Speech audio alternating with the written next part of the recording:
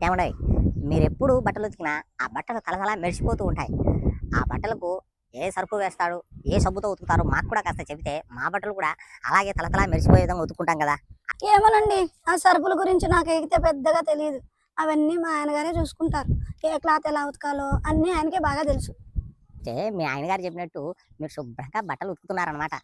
నేనెక్కడ ఉతికానండి. బట్టలన్నీ మా ఆయన చక్కగా ఉతికి పెడితేను. అంటే మీ ఆయన గారు చక్కగా బట్టలు ఉతికితే మీరు ఆ ఉతికిన బట్టలను కిందికి తీసుకెళ్ళి మీ ఆయన గారు సహకారం చేస్తున్నారనమాట. కర్మ బండ. రోజు ఆఫీస్ నుంచి రాగానే చక్కగా బట్టలు ఉతికేసేవాడా. తెల్లారగతలకే తెచ్చి ఇంట్లో మడతపెట్టి ఎత్తి పెట్టేసేవాడు. ఈరోజు నిన్నేదో లేట్‌గా వచ్చాడా ఆఫీస్ నుంచి. అందుకు తెల్లవారుజామున బట్టలు ఉతికాడా. ఇంగ తెల్లారిపోయింది అందరూ చూస్తారు అని ఏడుస్తుంటేను, పోనీలే గదా అని తీసుకెళ్తున్నానండి. నిజమేనండి. ఆ మాత్రం అదృష్టం దొరకాలన్నా చాలా కష్టం సుమండి. ఎన్నో పుణ్యాలు చేసుకుంటే గానీ అలాంటి అదృష్టం రాదండి. మీ ఆయన నిజంగా గొప్ప అదృష్టం ఉందని